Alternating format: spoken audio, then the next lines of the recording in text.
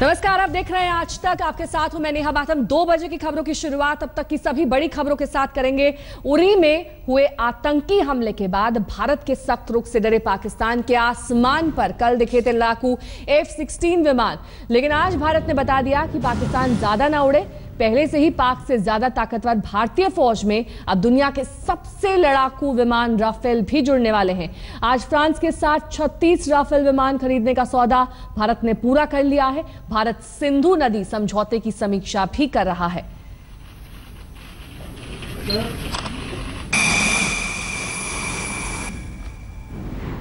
पाकिस्तान डरा हुआ है क्योंकि भारत ने इतने सख्त तेवर शायद पहले कभी नहीं दिखाए। पाकिस्तान को मोस्ट फेवर्ड नेशन का दर्जा खत्म करने की मांग उठने लगी है, तो वहीं सिंधु नदी समझौते की समीक्षा भी इस वक्त चल रही है। पाकिस्तान का डर कल इस्लामाबाद में उसके आसमान पर भी दिखाई दिया, जब देर रात F-16 विमानों की गरज से सहम उठे पाकिस्तानी।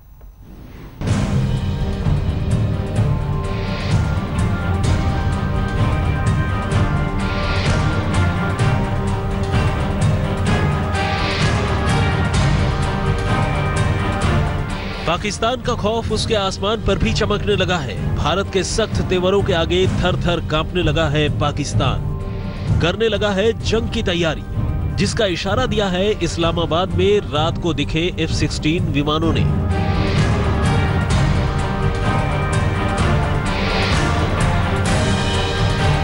पाकिस्तानी एयरफोर्स के लड़ाकू विमान F-16 की चमक और गरज से खुद पाकिस्तानी सहम उठे।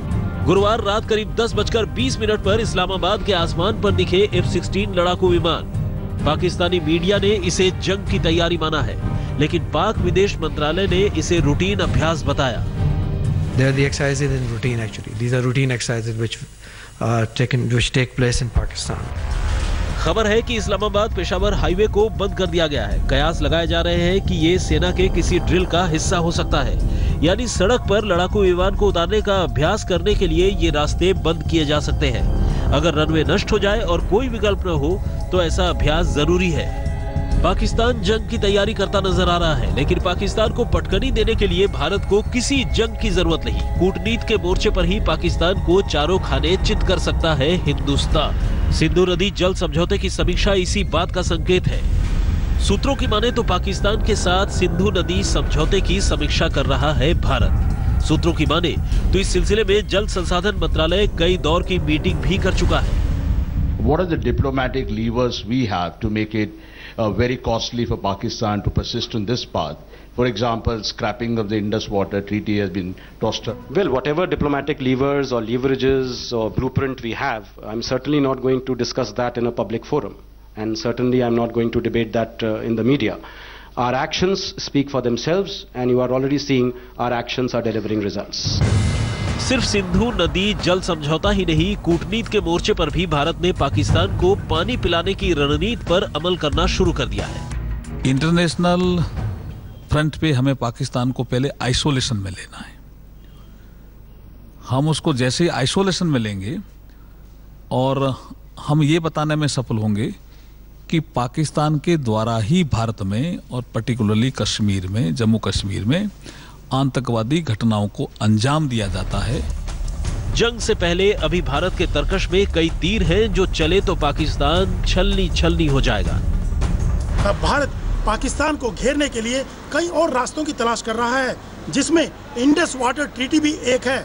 वाटर रिसोर्सेज मंत्रालय ने इसको लेकर कई दौर की बैठकें की हैं ताकि इसको रिव्यू किया जा सके, क्योंकि ये मानना रहा है कि 1960 में जब ये समझौता किया गया था, उस वक्त भारत के जो हित थे उसको नज़रअंदाज किया गया था। इसीलिए वाटर रिसोर्सेज मंत्रालय अब इस ट्रीटी को रिव्यू करने में लगा हुआ है ताकि इसको ठीक किया जा सके। अशोक सिंघल, दिल्ली, आज तक। पाकिस्तान को कूटनीति के मोर्चे पर करारा जवाब देने की वकालत पूर्व वित्त मंत्री यशवंत सिन्हा ने भी की है।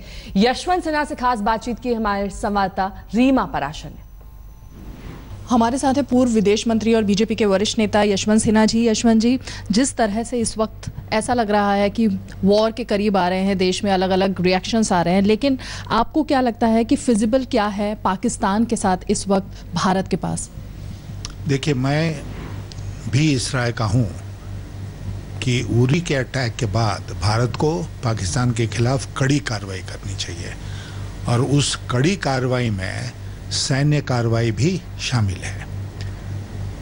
और मैंने कई जगह इस बात को कहा है कि भारत कब तक पिटते रहेगा, कब तक हम सारी बातों को कैलकुलेट करते रहेंगे और सोचते रहेंगे अगर ऐसा होगा तो वैसा होगा। तो अगर ऐसा होगा वैसा होगा तो फिर आदमी मोटर के नीचे आ जाता है कि इधर जाएं कि उधर जाएं। इसलिए एक दफ़ा दिल कड़ा करके और पाकिस्तान को एक सबक सिखाना बहुत ज़रूरी है। अब सबक सिखाने के बहुत सारे तरीके हैं और मैंने साफ तौर पर कहा है कि सैन्य कार्रवाई क्या हो ये हमको आर्म्ड फोर्सेस के ऊपर छोड़ देना चाहिए। आर्मी, नेवी, एयरफोर्स मिल के तय करें कि क्या सैन्य कार्रवाई वो करना चाहेंगे, किस तरह करना चाहेंगे। जाहिर है कि फुल स्केल वॉर हम नहीं छेड़ेंगे, लेकिन टेररिस्ट जो आतंकवादी हमारे देश में आ रहे हैं, जहाँ से आ रहे हैं, वहाँ तक पहुँचकर और उनको मारना, ये हमको अंतर्राष्ट्रीय कानून भी इसकी मंजूरी देता है।